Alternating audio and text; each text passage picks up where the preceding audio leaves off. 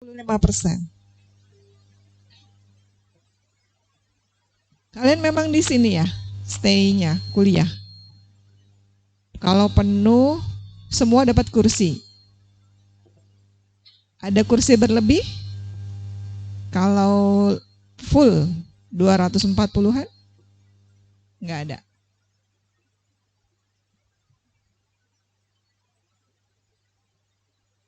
Oke.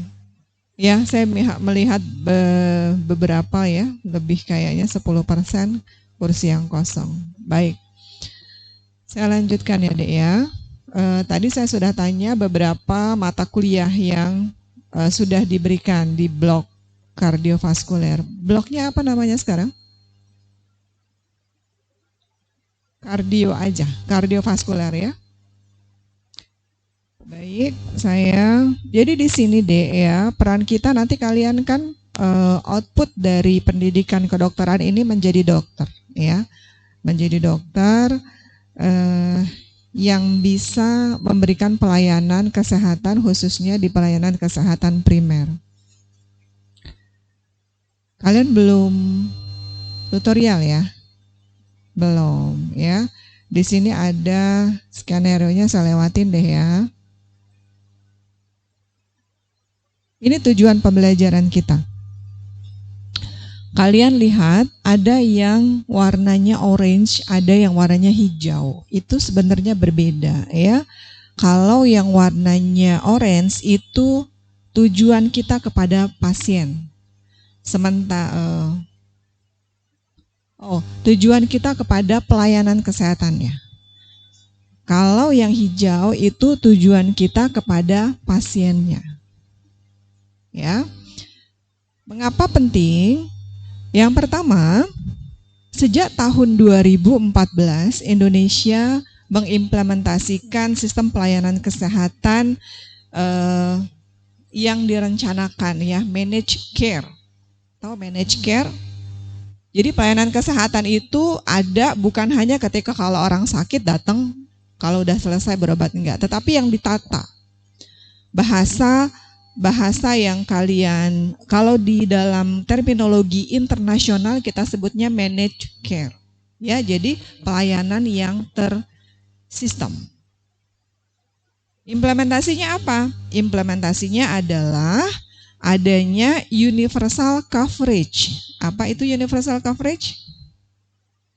Bahwa seluruh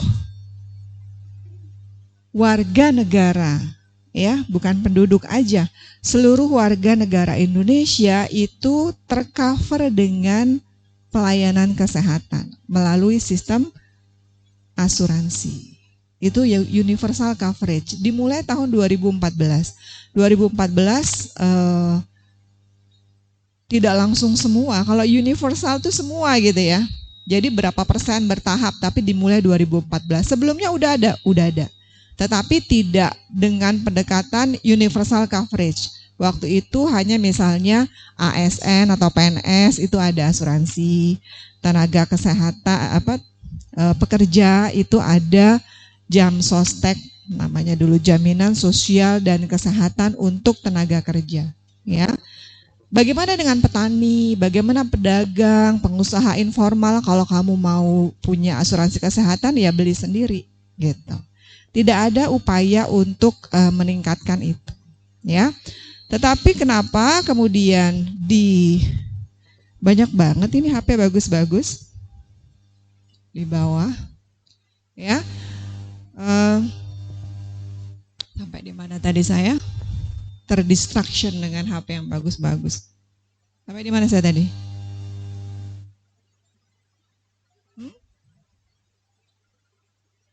Ayo, sampai di mana? Sampai mana? Yang tadi bisa ditinggalkan. Ini angkatan berapa, Dek, semua? 2000? Oke, ya. Jadi silahkan yang mau punya asuransi, kalau enggak juga enggak apa-apa, ya. Tetapi karena berbagai kajian di seluruh dunia bahwa negara dengan sistem managed care yang paling pertama itu di Inggris, itu maka derajat kesehatannya menunjukkan perbedaan yang signifikan loh. Jadi direkomendasikan oleh WHO. Dan itu suatu upaya yang sangat besar. Ya, sampai kemudian Indonesia bisa menyusun ya dan diimplementasikan tahun 2014. Gitu. Kalau kemudian managed care itu kemudian ada undang-undangnya ya. Jadi diamanahkan. Jadi negara itu tadinya hanya bertanggung jawab tidak secara spesifik, sekarang tuh diberikan amanah oleh undang-undang bahwa kesehatan itu, kesehatan warga negara itu merupakan tanggung jawab pemerintah. Bayangkan, managed care semua harus kesehatan seluruh warga negara harus di-manage. Kalau yang sakitnya flu, hepatitis, diare sekali-sekali sakit ya. Kemudian insidensinya kira-kira 15%. Ya, sebulan. Kalau yang penyakit kronis gimana?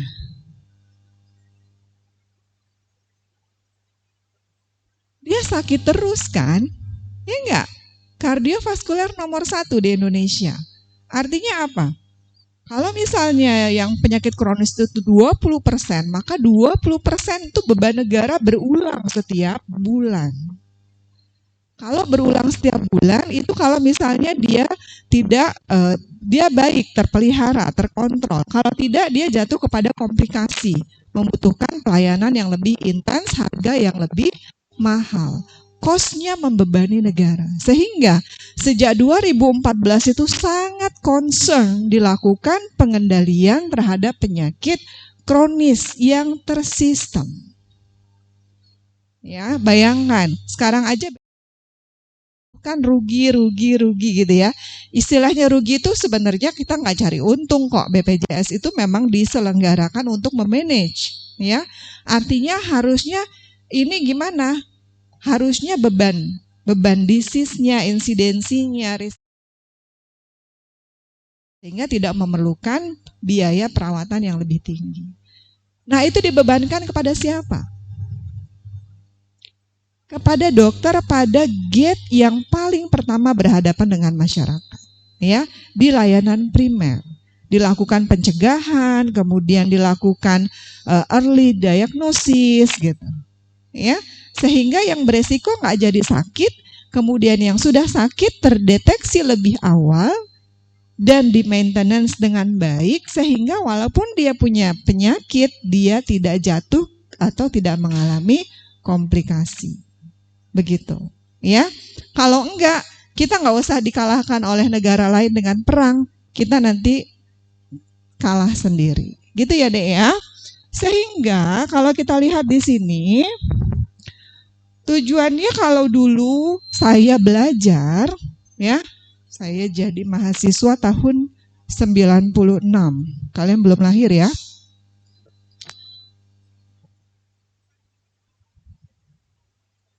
Ya. Ini nggak belajar ini tentang pelayanan kesehatannya. Hanya belajar bagaimana memanage pasiennya. Itu saja. Itu pun belajarnya belum komprehensif. Kita baru pendekatannya kepada farmakoterapi. Padahal kalau kita lihat proses patofisiologi dari semua ya, yang kronis, baik dia kardiovaskuler, keganasan, itu tidak bisa dilepaskan dengan biopsikososialnya. Ya, bagaimana orang barusan dia overload dalam pekerjaan, kemudian gula darahnya naik, kemudian darah tingginya kumat gitu ya, kalau pasien kita bilang. Bahkan kemudian dia bisa kena stroke karena barusan ngawinin anaknya gitu kan. Emangnya kenapa gitu ya? Stres. Stres itu psiko. Ya, ngawinin anak itu masalah sosial, relation. Kok dia jadi seperti itu? Nah, ini kan harusnya menjadi concern dari dokter yang menangani. Sehingga oke, Bapak hipertensi. Oh, Bapak ini bulan depan mau begini. Ya, ini kita lakukan pencegahan, edukasi, sehingga dia tetap bisa melakukan semua aktivitasnya tanpa harus menderita komplikasi atau penyakit-penyakit yang lebih berat terkait penyakit kronisnya, ya. Jadi ini bisa dipahami ya tujuan kita nanti seperti ini. Jadi nanti ketika kalian punya pasien, itu kalian bakalan akrab loh Dek dengan pasien kalian. Ya karena datang sebulan sekali. Kenapa dia datang sebulan sekali? Karena dia sudah ada di dalam sistem. Ada yang orang tua aja sakit darah tinggi sekali sebulan ke dokter. Kalau punya asuransi nggak bayar ya. Dia datang hanya kontrol, kemudian dilihat berubah nggak perilakunya, kemudian rutin nggak minum obatnya, ya terkontrol tidak, ya, kemudian ngambil obat dan seterusnya setiap bulan melakukan pemeriksaan, ya itu nggak bayar karena sudah ditanggung asuransi. Jadi kalau saya ada pasien, dia belum ditanggung asuransi, maka saya sarankan untuk menjadi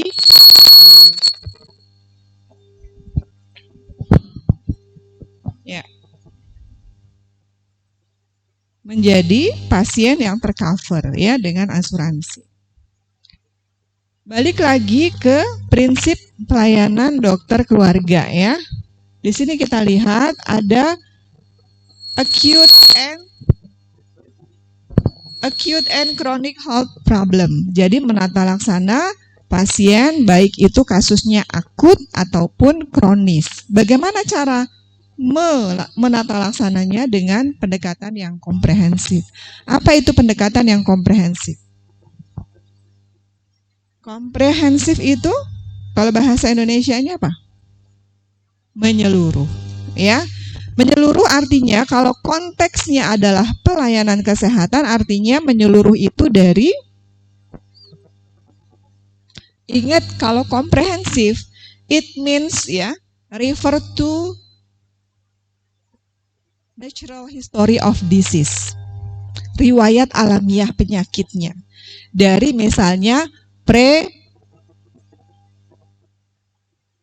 garis klinis, ya, horizon klinis itu apa Dek? Kalau di atas berarti itu bisa tampak, kalau di bawah itu masih proses patogenesis. Ya, kalian ini semuanya nggak ada yang sakit sekarang. Tapi apakah betul-betul semuanya 100% sehat? Enggak, mungkin ada nisda yang lagi prodromal, belum ada atau beresiko penyakit kronis dan seterusnya yang masih dalam proses pre-patogenesis yang belum tampak. Nah, komprehensif itu kita menata laksana dari sebelum gejala itu muncul. Jadi kita melakukan, kalau yang lagi sehat seperti ini, apa yang kita bisa lakukan? Health promotion, gitu kan? Kalau kita lihat kok secara komprehensif. Kemudian kalau yang sudah terpapar risiko, maka kita lakukan specific protection. Kalau yang sudah menunjukkan gejala tetapi belum bisa dilihat, gimana? Gejala tapi belum bisa lihat. Misalnya ada indikator peningkatan tekanan darah, ya, tapi belum bisa dilihat secara klinis yang lain, peningkatan sel darah, misalnya trombosit kan belum bisa terlalu. Nah, ini kita lakukan early diagnosis and prompt treatment kalau terdiagnosis. Kalau pasien-pasien kita sudah terdefinisi penyakitnya, sudah terdiagnosis hipertensi, ya, apalagi kalau kardiovaskular, ya, misalnya gangguan jantung, harus dilakukan maintenance, ya. Saya nggak ngajarin kalau kasus seperti ini diberikannya amlodipin. Amlodipinnya itu termasuk golongan apa, saya nggak ngajarin itu, ya. Tetapi ketika dia sudah teridentifikasi, ditegakkan diagnosis, apa yang harus dilakukan sehingga dia tidak mengalami komplikasi, maka kita harus melakukan disability limitation atau pembatasan kecacatan. Jangan sampai dia stroke, jangan sampai dia nanti gagal jantung dan seterusnya, ya. Tetapi kalau sudah terjadi stroke, apakah perdarahan ataukah penyumbatan, ya, ada sekuel yang muncul, maka kita lakukan rehabilitasi. Nanti hasil akhirnya apa? Itu kan natural history of disease. Apakah dia selamat tidak meninggal dengan kecacatan, ataukah sembuh, remisi sempurna, ataukah meninggal? Itu kan seperti itu. The end of disease itu natural history of disease. Ya. Jadi saya tadi sudah menyebutkan apa yang dimaksud dengan comprehensive care dari awal sekali sampai kepada rehabilitasi.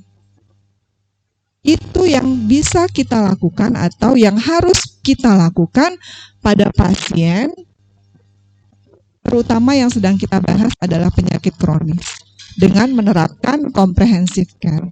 Saya menjelaskannya begitu saja. Tapi sekarang bagaimana komprehensifnya? Ya, kita lihat ya.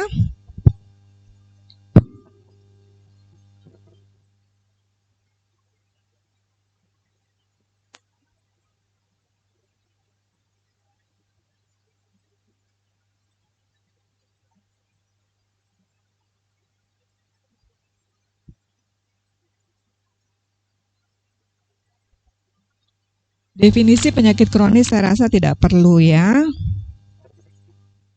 Ini ada 4 tipe utama. Ada cancer, kardiovaskuler, kemudian chronic respiratory disease, ya. Ada PPOK dan juga DM ya. Ini nggak usah saya jelaskan, tetapi saya mau tunjukkan aja sedikit ya. Nggak kelihatan ya, Dek ya? Ini tahun 1990. Kalian lahir tahun berapa? 2004. Oke, berarti ini udah usia 6 tahun ya. Ini 2015. Dulu, kayak zaman dulu saya nggak dongeng. Ini stroke nomor 1 di 2010. Sebelumnya dia nomor 3. Kemudian di sini masih nomor 1, tapi kita lihat di sini penyakit jantung iskemik yang sebelumnya nomor 5, 1990 penyakit jantung iskemik nomor 11. Ya, ini trennya kenapa ya nggak turun? Ini yang seperti ini, belum di manage care. Ini harus dikendalikan. Ya, manage care-nya 2014 itu pun baru. Gimana kalau ini terus semua? Akhirnya apa? Yang dulu di sini ada ISPA nomor 1, di sini ISPA jadinya nomor 2. Yang naik semuanya apa? Ini semua penyakit kronis yang seharusnya dikendalikan. Bad news-nya apa? Begitu penyakit kronis yang tinggi ini membebani pemerintah. Pemerintah itu sama dengan kita ya, Dek ya. Pemerintah itu nggak punya duit, Dek. Pemerintah itu duitnya dari rakyat yang bayar pajak ya. Memang punya duit dari mana? Kalau nggak dari pajak ya, penerangan bayar, apa semua bayar, kalian makan di restoran bayar, semuanya itu adalah uang rakyat. Artinya kalau uang yang kita bayarkan ini sangat besar untuk membiayai ini, kan kita sebetulnya rugi sendiri ya. Sehingga ini harus dikendalikan. Ini ada stroke, ini ada KLL, kecelakaan lalu lintas nomor 2. Selebihnya ini adalah semua penyakit kronis ya, sampai dengan nomor 5 yang sudah saya sebutkan tadi ya. Jadi ini harus dikendalikan. Kemudian caranya bagaimana? Ini trennya ya. Trennya obesitas meningkat, merokok meningkat. Dari mana taunya? Ada riset kesehatan dasar. Pernah dengar riset kesehatan dasar? Pernah dong, sudah semester 4 ya. Dulu SMA nggak tahu, udah semester 4 harus tahu. Pemerintah setiap 5 tahun menyelenggarakan riset kesehatan dasar untuk melihat resiko. Ya, ternyata obesnya naik terus. Aktivitas fisik menurun terus. 90% penduduk Indonesia di atas 15 tahun itu sedentari. Artinya apa? Sangat sedikit aktivitas fisiknya. Merokoknya naik terus, bahkan umur merokok makin muda, ya. Makan sayur 90% enggak makan sayur atau sangat kurang untuk kebutuhan seratnya. Itu semua adalah faktor resiko untuk terjadinya penyakit kardiovaskular kronis.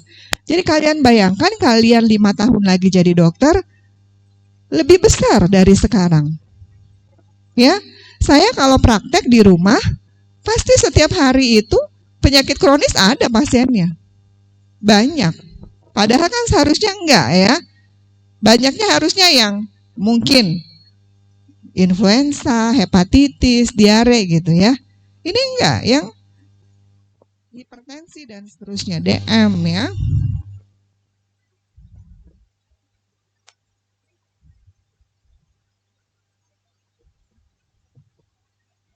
Nomor satunya kok hilang ya? Ya, saya mau menjelaskan ini. Chronic care model. Jadi kalau saya bilang, saya nggak belajar ini deh. Jadi kalau ada pasien hipertensi, maka saya cuma mindset saya menata laksana pasien secara individu aja. Ya, ternyata kalau kita bilang tadi tentang managed care, kemudian pemerintah ini yang menanggung semuanya, maka ini harus ada satu sistemnya. Nah, sistemnya di sini ada chronic care model. Kalian nanti bisa baca lebih lengkap ya. Di sini ada di mana sih kita berperan? Sebagai dokter di mana kita berperan? Ini sistemnya yang bikin pemerintah. Kalau pemerintahnya baik, aware, maka sistemnya baik. Di mana dokternya berperan? Di sini deh ya.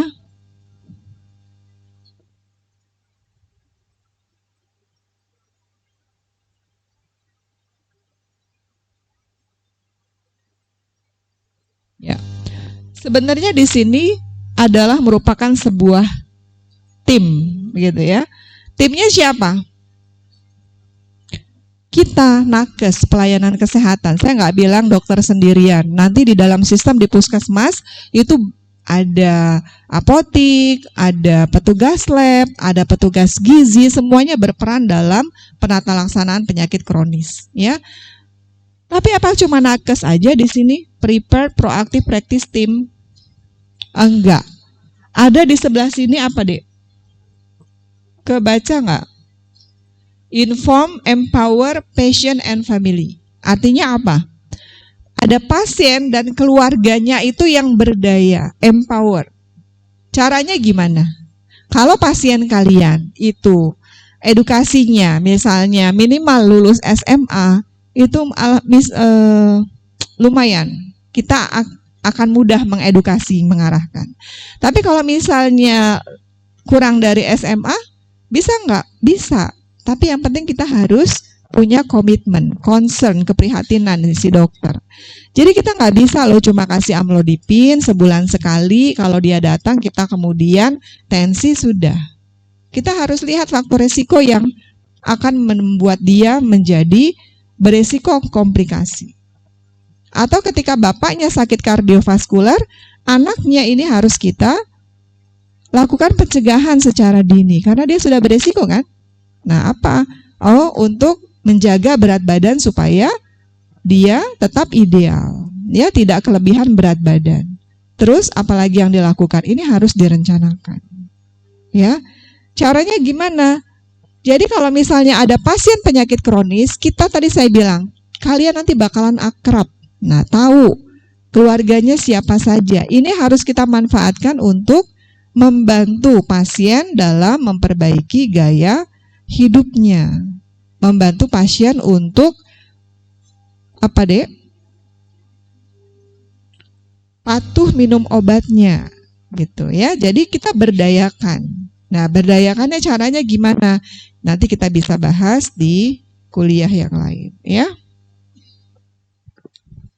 Kemudian dalam sistem ini chronic care model, ya, yang ini enggak cuma dokter ya. Kalau dulu dokternya sendirian. Kalau sekarang sudah ada sistem, ya. Ada IT-nya, ada pencatatnya, kemudian proses rujukannya, kemudian ada obat yang terstandar yang diberikan. Itu semua sudah ada model yang ditetapkan oleh pemerintah. Kita mengenalnya seperti apa? Kita mengenalnya dengan banyak program untuk penyakit kronis di mana? Puskesmas. Ya, di puskesmas. Contohnya apa? Pernah dengar PRB? program rujuk balik. Nah, program rujuk balik itu untuk maintenance pasien dengan penyakit kronis, DM, hipertensi, asma. Ya, ada 3 itu. Ada lagi tambahan yang satu itu epilepsi, sejauh yang saya tahu. Tapi kalau epilepsi kan ini hanya memang perlu kontrol ya, bukan termasuk penyakit kardiovaskuler. Ya. Tapi itu bagi pasien yang sudah sakit. Bagaimana dengan yang masih berisiko belum sakit? Ada program pemerintah yaitu melalui pencegahan dan pemberantasan penyakit tidak menular, melakukan screening. Ya, warga negara yang usianya lebih dari 15 tahun dilakukan screening penyakit kardiovaskuler. Berat badan, tinggi badan, ya, tekanan darah, ya, lingkar perut itu diidentifikasi. Itu contoh ya.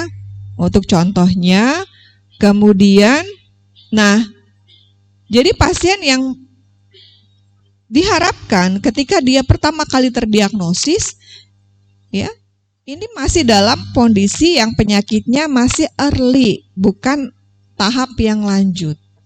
Diharapkannya seperti itu karena ada program pencegahan sebetulnya di puskesmas.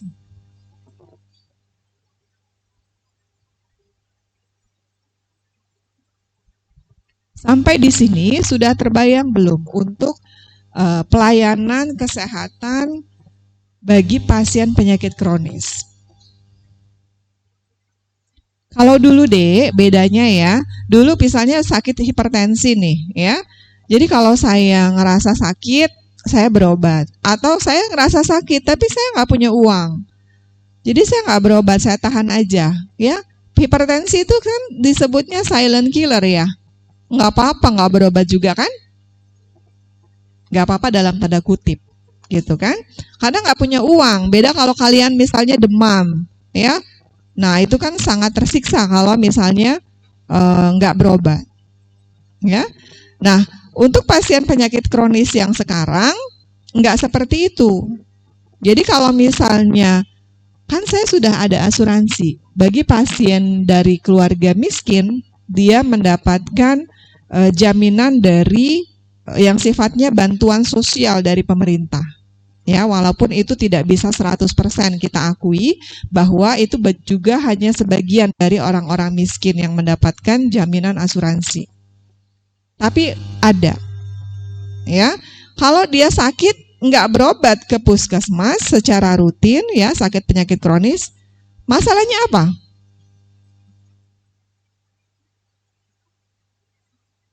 Masalahnya apa? Bayar enggak kan? Ya. Jadi ngapain?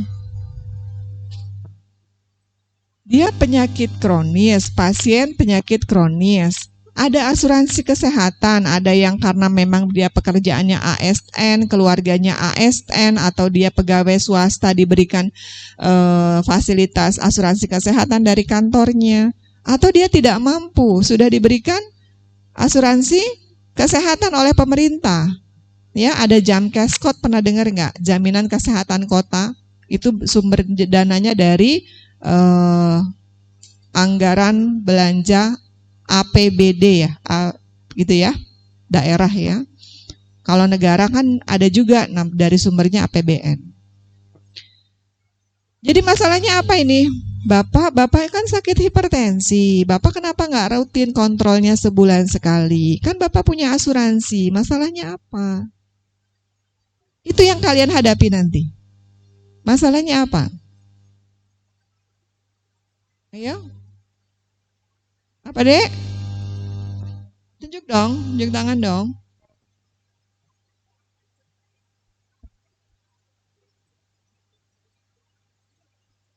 Yang rugi siapa? Pasien dong. Ujung-ujungnya nanti kalau komplikasi baru nanti pemerintah juga yang rugi. Dokternya rugi nggak? Di era sistem jaminan kesehatan, Dek, dokternya itu datang pasiennya sedikit maupun banyak itu sesuai dengan kapitasi sebulannya. Kalau pasiennya sebulannya kapitasinya ada 5.000, kali berapa, misalnya 10.000, ya 5 juta sebulan. Nggak ada yang datang dikasih 5 juta juga. Ya, cuma mungkin beda nanti pengobatannya. Tapi secara keseluruhan dokternya rugi nggak? Enggak. Ya, kalau fee for service, kalau nggak ada yang datang kan, nggak ada yang kasih kan. Kalau dulu kan seperti itu. Jadi si pasien itu bakalan ketika dia datang mengeluarkan uang kan berat ya. Si dokter itu juga kayaknya, Bapak bulan depan kontrol ya, itu kayak agak nggak enak ya, karena setiap bulan dia kan harus bayar. Padahal aku nggak sakit, kata si pasien. Cuma dokternya nyuruh datang terus. Nah, kan? Ngenakin dokternya aja. Enggak, sekarang sistemnya nggak begitu. Ya, apa masalahnya?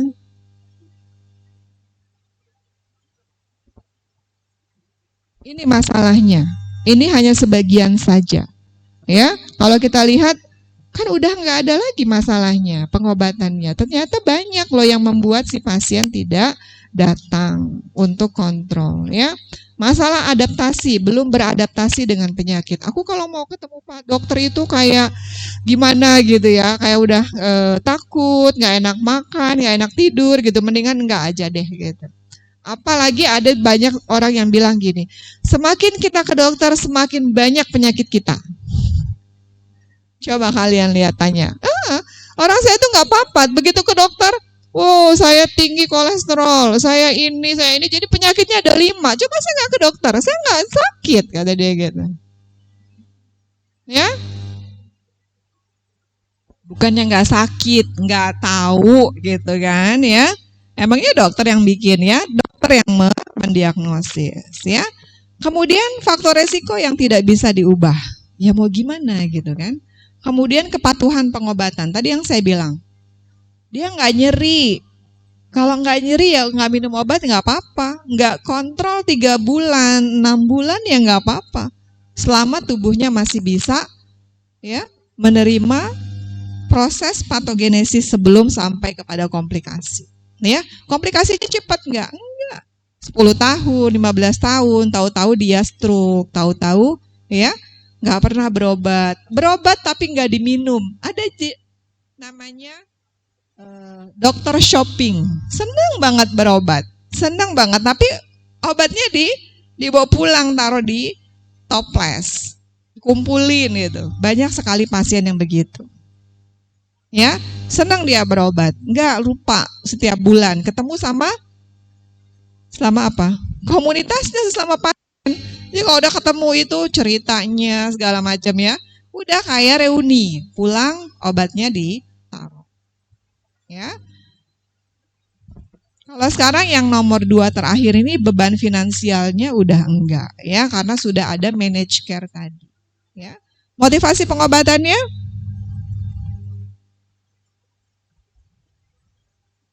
gimana? Dek, kalau kalian baru sakit seminggu, wah minum obat. Kalau udah 2 tahun, udah bosen ya, udah capek, sudah beradaptasi, enggak lagi terlalu stres gitu kan. Jadi motivasinya sudah menurun. Emangnya dia dalam keadaan baik-baik saja? Ya enggak dong.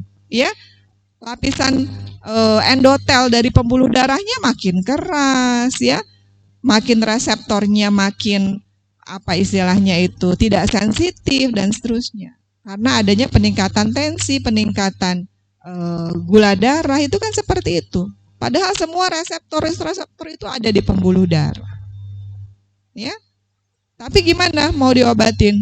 Udahlah, nggak apa-apa lah. Nah, semua orang juga meninggal kok gitu. Mau sakit hipertensi mau enggak. Kan akhirnya sudah penerimaannya begitu. Ya, ini ya adalah masalah untuk pasien penyakit kronis. Kita sebagai dokter gimana?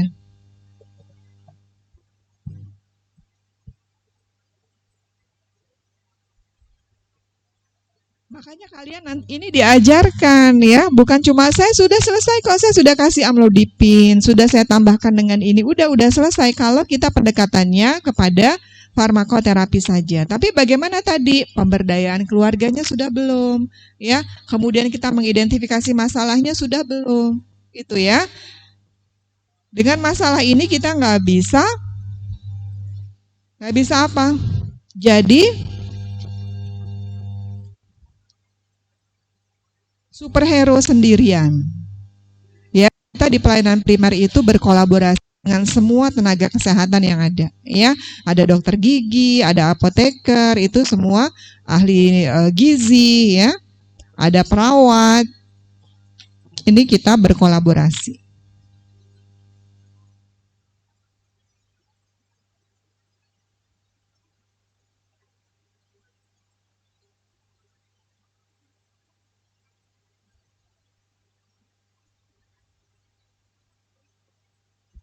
Saya mau sampaikan sedikit, tapi tidak akan kita bahas dalam.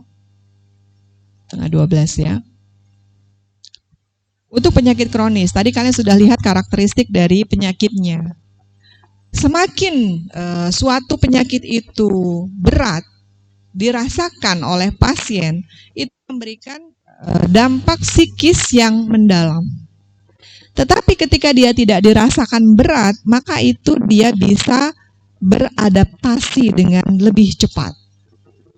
Ya, kalau kalian misalnya digigit nyamuk gitu ya, duh gatel nih, yang rasa garuk-garuk 10 menit udah selesai, lupa. Bekas gigitannya belum hilang, belum sembuh, tapi kalian sudah melupakannya.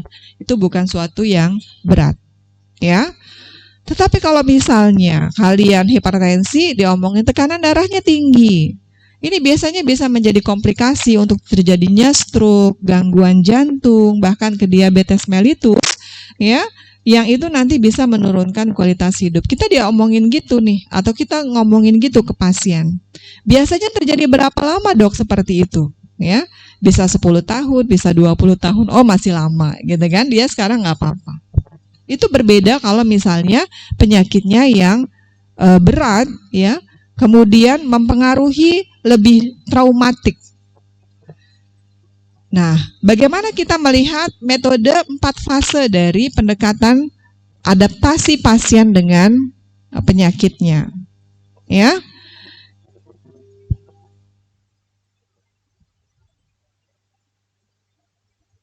Yang pertama adalah fase krisis. Ini fase di mana pasien tersadar dengan penyakit yang berat.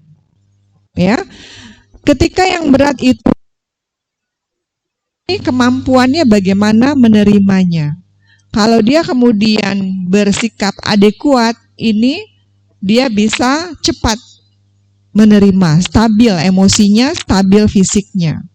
Kemudian dalam hal ini disadari tidak bisa sembuh gitu ya, dia mencari resolusi atau solusi untuk pengobatannya. Kemudian kalau dia sudah masih bagus adaptasinya, dia masuk ke dalam fase integrasi. Fase integrasi itu penerimaan. Ya udah, namanya juga udah takdir. Aku sakit jantung, aku sakit hipertensi, ya. Kan sudah sakit tuh karena memang orang tua aku begini, karena aku memang dulunya gaya hidupnya tidak sehat, ya karena udah seperti ini, aku tinggal menyesuaikan. Kalau pasien itu sudah sampai penerimaan, ini bagian dari kehidupan saya, tinggal saya bersikap yang tepat saja, itu sudah integrasi. Kalau pasien sudah integrasi, nggak ada masalah.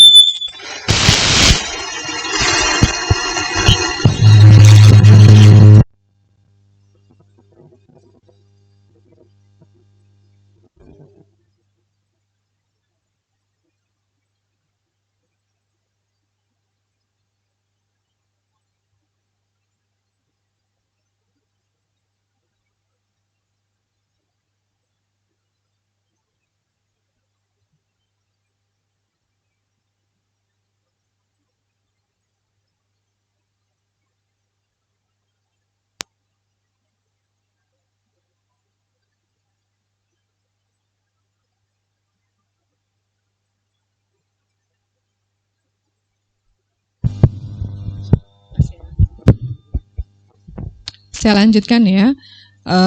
Apa kriterianya nih ya? Yang paling utama saya nggak jelaskan secara detail deh ya. Misalnya dia denial, menolak, menyalahkan diri sendiri. Kenapa sih mesti gua yang kena? Kenapa sih orang lain enggak gitu ya? Dan seterusnya itu masih fase kritis sebetulnya. Belum ada penerimaan. Kemudian stabilisasi di ini dia mulai gejala klinisnya dia sudah mulai tidak terlalu dianggapnya suatu yang berat ya. Dia sudah bisa seperti mengenali, oh iya nih kalau mau sakit kayak gini nih gejalanya, sakit kepala dan seterusnya gitu ya. Ini mulai dia masuk ke dalam fase stabilisasi. Kalau udah kayak gini emang kalau nggak ada gunanya kan nyalahin Tuhan gitu ya, kenapa aku sakit begini, yang benar itu adalah aku cari pengobatannya. Nah ini sudah masuk ke dalam resolusi ya, menyadari bahwa yang paling baik adalah berdamai dengan penyakit saya, gitu kan? Berdamai itu artinya ya udah, memang sakitnya hipertensi, saya harus obati dong, saya berobat untuk penyakit hipertensi ini. Upaya-upaya itu menunjukkan dia sudah mulai problem solving gitu ya.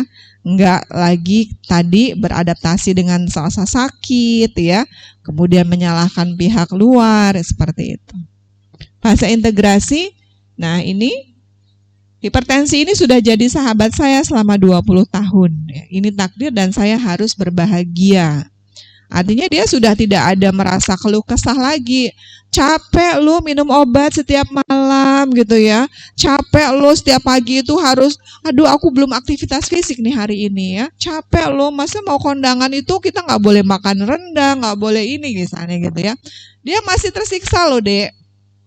Kalau dia masih tersiksa dengan semua perubahan gaya hidup yang harus dia lakukan terkait penyakit, ini belum integrasi.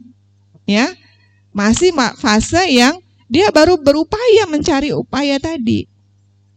Ya. Belum ke resolusi, masih dia di upaya-upaya stabilisasi tadi. Ya. Nah, ini perlu kita identifikasi sehingga si pasien ini tepat. Kalau dia masih merasa kepayahan, kesulitan, ini harus kita motivasi dulu, ya. Apa yang menghalangi? Empati. Saya memahami, ya, betapa sulitnya kalau kita nggak terbiasa makan sayur, sekarang harus makan sayur lebih banyak tiap hari, misalnya gitu ya. Kita butuh memberikan empati sehingga si pasien ini merasa bahwa ya sebetulnya ya nggak apa-apa sih gitu ya, cuma ada harus diubah aja gitu ya.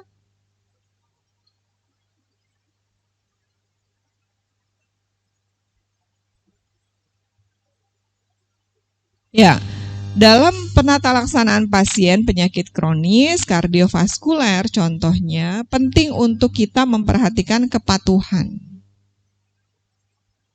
Ya. Seperti apa caranya? Tadi yang saya tanya, yang saya contohkan, ya.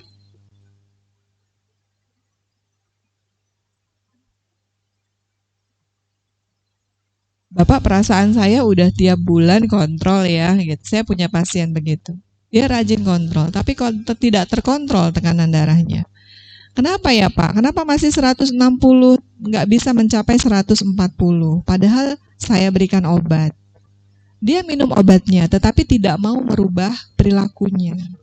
Masih merokok, ya, masih, ya, belum mau makan sayur. Biasanya bapak ya deh ya, itu agak nggak suka makan sayur. Biasanya ibu-ibu ya, emak-emak itu mau makan sayur, ya, tapi emak-emak itu biasanya apa? Males olahraga. Ya, bapak-bapak itu lebih mudah disuruh olahraga atau aktivitas fisik. Ya, ini adalah kebiasaan-kebiasaan.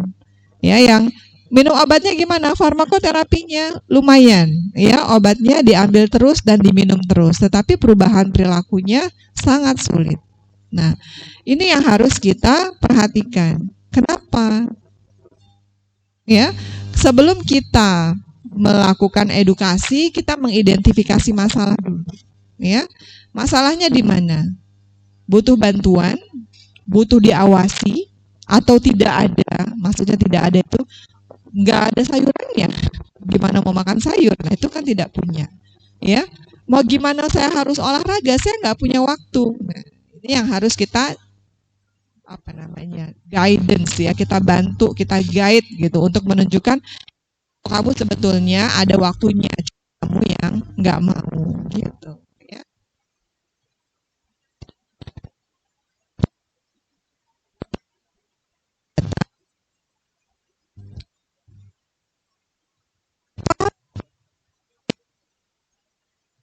Apa ya?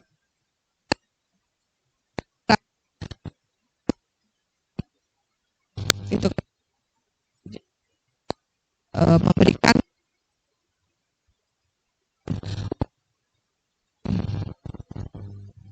pasienku nggak mau di untuk yang ini seperti ini. Akhirnya yang bisa kita lakukan bisa merubah jadi satunya kita maksimalkan adalah farmakoterapi, ya. Akhirnya farmakoterapi. Nah, tapi yang kan saya bilang tadi satu-satunya yang bisa diandalkan. Nah, yang sebelumnya kan belum, edukasinya udah cukup adekuat belum? Keluarganya sudah diberdayakan belum? Ya, kita mengedukasi caranya sudah benar belum?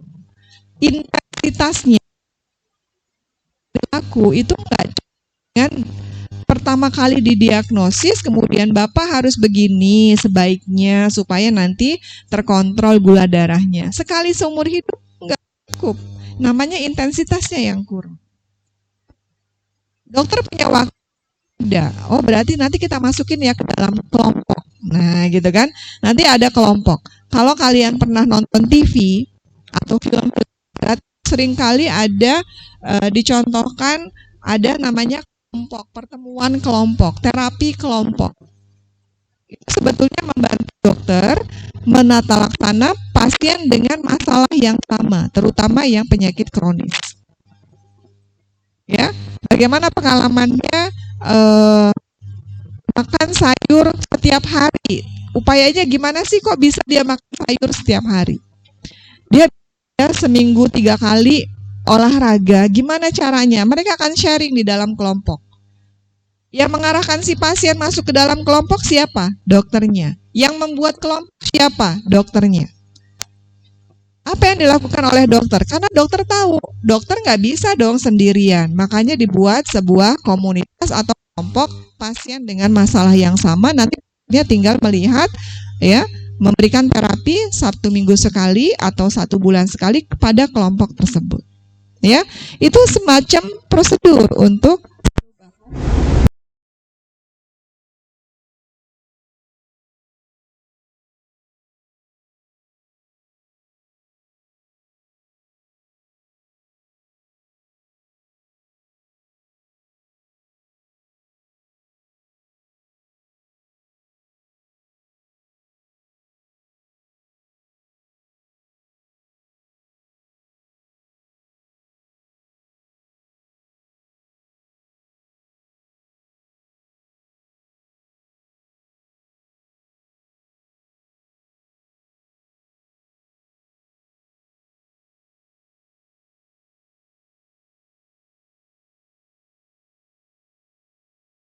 gitu.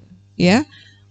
Kalau mau ke terapi juga kan seperti itu. Minum obat harus pada jadwal yang sama. Minum amlodipin sore. Hanya dia malamnya jam berapa, jam 5 atau jam 7 sebelum makan malam minum obat. Jangan diubah-ubah biar itu membentuk suatu habit, ya. Kemudian mengidentifikasi. Saya itu orangnya suka pergi-pergi keluar kota. Oh, bagaimana caranya? Jadi ini yang personalize. Apa sih masalah pasien kita? Harus kita solusikan bersama, gitu ya. Yang saya bilang, inform the patient accordingly how to problem have been addressed. Ya, kalau masalahnya begini, ini menurut Bapak gimana? Kadang-kadang kita itu cuma bertanya loh, nggak ngasih tahu. Bosan nggak sih kalau pasien tuh ceramahin dokter? Pasiennya kan cuma sekali-sekali aja sih dengar pas dokternya ceramah. Kalau Pak dokternya bosen nggak ceramah sama pasien? Lebih bosen lagi. Jadi ngapain kita capek-capek ceramahin pasien? Kita tanya aja, Bapak kalau misalnya sering lupa gitu, gimana menurut Bapak mengantisipasi biar nggak lupa minum obat? Itu kan caranya itu sebenarnya kita mau mengedukasi tapi bukan dengan ceramah. Bapak kalau misalnya memang suka keluar kota begitu, gimana caranya supaya obat itu nggak ketinggalan dan Bapak nggak lupa? Kalau menurut Bapak gimana? Itu kan, pasti dia punya jawabannya. Wah itu bagus Pak, kita coba yuk ya. Bulan depan nanti kita evaluasi ya cara yang Bapak, semoga itu berhasil gitu. Ya, itu namanya kita sebenarnya sudah mini konseling, ujung-ujungnya mini konseling. Coba deh kalian, saya nggak nyuruh kalian konseling ke psikolog ya. Ada yang pernah konseling ke psikolog? Begitu deh teknik konseling. Menurut kamu udah benar belum sih yang kamu kerjakan itu? Gitu, konseling nggak akan nyalahin kamu tuh salah loh gitu. Kamu nggak bener tuh, pantas aja kamu berantem terus sama orang tua. Ya, masalah remaja ya, suka gitu ya. Prestasinya karena di rumahnya tuh berantem terus sama orang tua. Akhirnya disuruh konseling. Terus dia salahin lagi sama psikolog. Enggak, psikolog nggak akan nyalahin. Ditanya seperti itu. Sama kita juga sama pasien nggak boleh nyalahin. Menurut Bapak udah bener belum? Menurut Bapak udah cukup tuh kayak gitu. Gitu. Ya sebenarnya belum sih dok. Gitu. Cuma aku tuh capek loh dok, bosen loh. Terus gimana dong menurut Bapak? Bapak perlu bantuan nggak? Kayaknya sih iya. Siapa yang bisa bantu Bapak? Kayaknya anak saya deh. Nah, itu kan dia sudah tahu tuh. Tinggal kita apa namanya? Kalau kita sedang nulis, kita bold, kita underline. Bagus tuh Pak, anak Bapak bisa bantu. Nanti saya bantu kalau misalnya Bapak sulit mengatakan kepada anaknya, misalnya gitu. Oh enggak dok, saya bisa kok ngomonginnya, nah, gitu kan? Oke, kalau gitu saya catat ya Pak ya, bantuannya akan diberikan anak Bapak. Nanti kita evaluasi bulan depan. Itu konseling. Kita enggak nyeramahin, kita enggak ngasih tahu, enggak menggurui. Dia sekarang pinter, pasien-pasien kita tuh udah pinter. Ya. Udah pinter semua.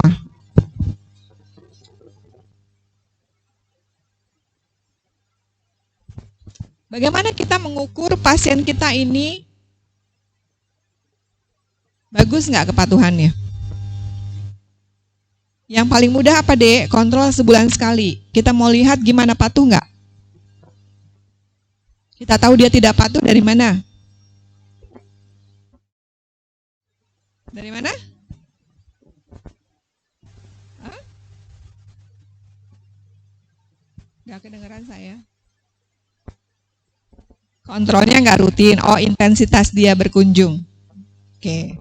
Dia pas dia datang yang tidak rutin itu kita mau tahu ini sebenarnya udah terkontrol atau belum, udah baik atau belum kepatuhannya. Kita mau identifikasi kepatuhan. Yang pertama kita lihat adalah target dari penyakitnya tercapai apa enggak. Ya, kalau kita pasien hipertensi kan ada pakai JNC 8 misalnya. Ya, pasien hipertensi itu diupayakan sistolnya itu di bawah 140. Ya. Kalau nggak tercapai, padahal sudah diberikan terapi yang adekuat, ini kita tanya, ya, Bapak kenapa ini belum tercapai, ya? Apakah memang lupa minum obat, tidak teratur minum obat? Itu semua harus kita identifikasi. Paling pertama dari pencapaian target pengobatan. Begitu juga kalau sakit diabetes, ya, gula darahnya yang jadikan target. Apalagi semuanya begitu. Kalau penyakit hipertensi D, target pengobatan tidak hanya tekanan darah. Apa? Apa? Berat badan boleh. 6 bulan sekali ya kita lihat urinnya. Ya. Apakah ada nuria? Ya. Kemudian kita cek juga apa? Fungsi ginjalnya gimana cara ngeceknya? Yang lebih mudah, GFR kita hitung, ureum kreatinin, ya. Biasanya sudah mulai terganggu tuh kalau sudah 5 tahun, 10 tahun. Nah, kita nggak boleh nunggu itu ya. Kita setiap 6 bulan. Itu di ini nggak? Kalau zaman saya dulu nggak ada yang mau cek itu. Mahal deh. Ya, kalau sekarang dia sudah termasuk ke dalam managed care untuk penyakit kronis. Kalau dia sakit hipertensi, setiap 6 bulan akan diprogram pemeriksaan urium kreatinin. Seperti itu. Ya. Siapa yang memberikan pemeriksaannya? Dokternya. Dokternya harus aware. Ya. Nah, ini contohnya metode untuk mengukur kepatuhan. Kalau secara langsung kita mengobservasi terapi. Ya. Ini saya tulis ya. Lihat dari tadi targetannya. Kemudian tidak langsung bisa dengan kuesioner, bisa dengan menghitung pil. Ya, pill count itu secara tidak langsung. Kalau secara langsung ya lihat tadi targetan dari pengobatan. Kalau tidak langsung, ibu tadi sebelum berangkat ke sini di rumah obatnya masih berapa? Itu secara tidak langsung. Kayaknya masih ada selempeng kurang 3 deh. Padahal harusnya sudah habis. Kalau sebulan misalnya ya, kalau selempeng 3 ya, berarti ada 7 kali dia melewati minum obat. Itu count pil ya, menghitung pil. Atau yang dia nggak tahu sama sekali obatnya di mana gitu ya. Ibu simpannya di mana obatnya, dia masih mikir gitu ya. Kalau dia tahu obatnya di mana, saya ada dompet dok gitu. Warna biru itu ada di samping tempat tidur, nggak pernah. Itu kalau dia jawabnya yakin, itu berarti dia tahu ya. Kemudian kalau zaman sekarang itu ada alarm pengingat minum obat, ya itu bisa kita bantu pasien untuk setting di HP-nya atau HP anaknya atau HP cucunya ya. Seperti itu. Kalau di luar negeri itu kalau lansia ini kan penyakit ya mungkin juga lansia, dia punya buku namanya Senior Citizen Book, buku lansia. Senior citizen ya, kalau di luar negeri itu ada naik bis, ini khusus citizen gitu ya. Apa maksudnya? Tempat duduknya itu nggak cuma disediakan tempat duduk khusus di bis, mereka juga diberikan kartu. Bukan kartu, buku. Buku itu obat apa, kemudian dia diberikan dompet itu untuk naruh obatnya. Fasilitas untuk lansia, tapi itu zaman dulu ya di luar negeri. Sekarang udah ada alarm, sudah ada apa itu lebih lebih macam-macam lagi ya. Tapi di Indonesia belum ya, belum sampai ke sana perhatiannya. Ini yang dengan kuesioner ya dek. Ada yang 4 pertanyaan, ada yang 8 pertanyaan. Kalian nanti bisa searching. Yang mudah aja ya, boleh. Moriski, namanya Moriski Medication.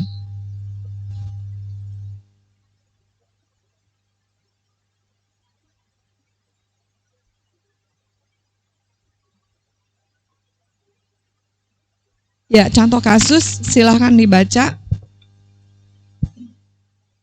Nanti kita bahas gimana cara menata laksananya. Masih ada waktu 15 menit. Dek, ini aquanya boleh bawa saya minum? Saya lupa bawa minum.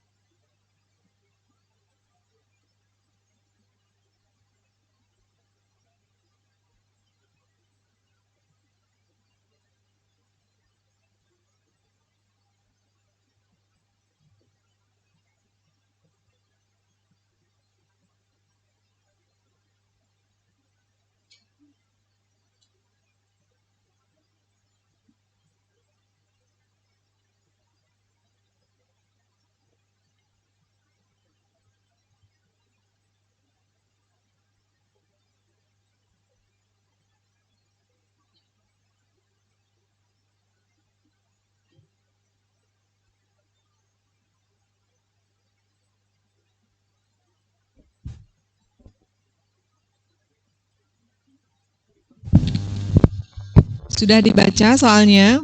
Bukan soal, ini kasus deh ya.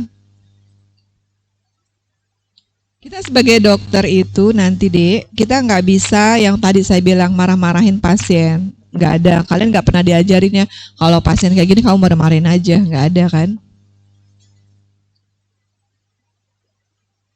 Terus kita nggak bisa bilang gini, ya kalau bapak mau sembuh, ikutin kata saya. Kalau enggak, ya berarti bapak nggak mau sembuh. Nggak seperti itu hidup itu deh. Ya, cuma ada dua kondisi, mau sembuh atau tidak mau sembuh. Enggak. Hidup itu kan kompleks ya, rumit. Kata-kata anak galau tuh, rumit. Misalnya gini loh, contoh nih kalimat yang terakhir, Tuan A tidak bisa berhenti merokok, padahal dia hipertensi kan? Tidak bisa berhenti merokok, karena kalau tidak merokok dia bilang apa? Ngantuk, padahal dia supir. Ya udah, ganti pekerjaan. Nah, ya kan? Karena alasannya adalah pekerjaannya. Bisa nggak kita sebagai dokter kayak gitu? Alangkah mudahnya kita ngomong ganti pekerjaan kan? Tapi nggak bisa diterapkan. Nah, dokter nggak seperti itu. Kenapa sih kita mesti pusing-pusing ya? Maksudnya capek-capek kerjaannya terus dia nggak bisa gini-gini. Karena itu mencoba membantu pasien menyelesaikan masalahnya secara biopsikososial. Masalah dia itu adalah hipertensi loh sebenarnya. Kita concernnya di situ. Tetapi ini terkait dengan hal-hal yang lain dalam kehidupan dia sebagai seorang Tuan A. Gitu kan? Kita nggak bisa menutup mata gitu. Jadi kita harus bantu. Gimana caranya? Ya, lihat di sini yang poin 3. Melihat pasien secara holistik, biopsikososial. Jadi kita nggak ngelihat masalahnya itu cuma dia ini perokok, padahal dia pasien hipertensi.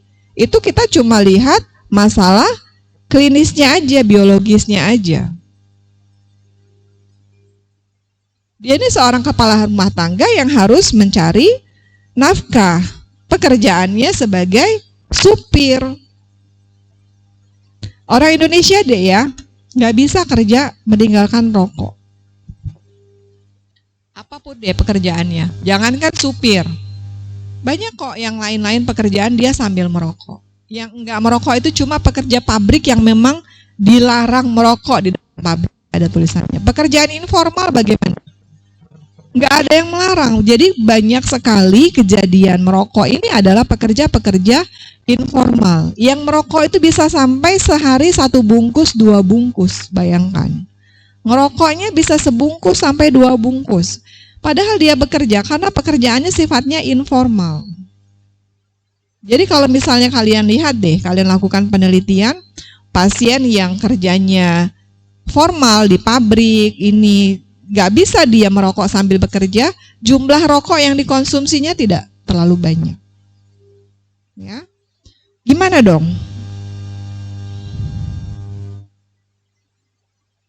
Mudah ya kalau kita cuma farmakoterapi aja gitu kan, tapi ini kan gimana caranya kita lihat?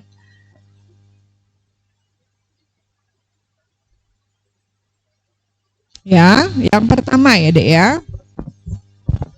Menganalisis masalah pasien dengan pendekatan holistik. Artinya kita tidak bisa melihat bahwa pasien itu masalahnya karena tadi ya sistem peredaran darahnya, kardiovaskulernya terganggu sehingga hipertensi. Enggak, itu karena disebabkan oleh aspek yang lain. Jadi harus dilihat secara holistik ya, yaitu biopsikososial. Di biologisnya dia sakit hipertensi. Psikonya apa?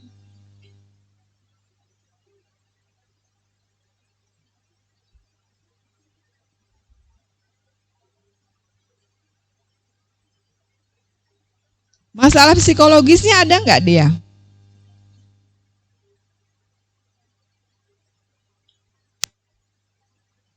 Kadang-kadang awalnya orang merokok itu karena dia merasa stres, dia bisa lebih rileks, dia bisa lebih percaya diri. Itu masalah psikologis tuh. Awalnya gimana sehingga akhirnya sekarang jadi perilaku ketagihan. Ya. Selain masalah psikologis, masalah apa lagi biopsikososial? Persepsi. Ya. Persepsinya apa? Bapak saya itu hipertensi. Ya saya ini pasti hipertensi.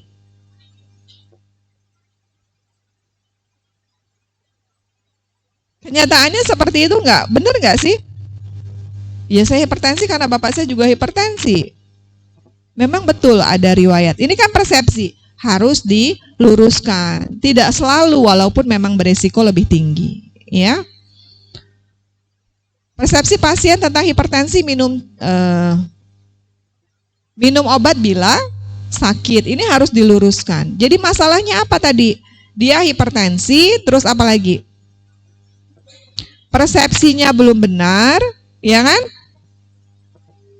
Kemudian apa yang dirasakan di gangguan psikologisnya bahwa merokok bisa membuat stresnya hilang, kemudian apa tadi kenyamanan, rasa percaya diri. Nah ini juga harus diperbaiki. Siapa yang rokok di kelas ini?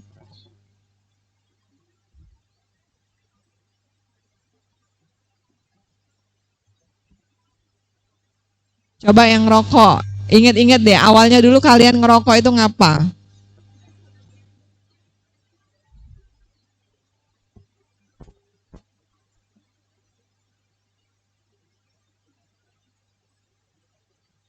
Dek, dokter kalau bertanya kepada pasien itu bukan tidak tahu. Ya, jadi kalau dulu kamu ngerokok itu kenapa awalnya? Bukan dokter nggak tahu. Agar dia itu declare. Dia menyatakan. Gitu loh. Kalau dia menyatakan itulah pintu kita membantu. Bukannya nggak tahu. Dokter kita sudah belajar semuanya. Gitu.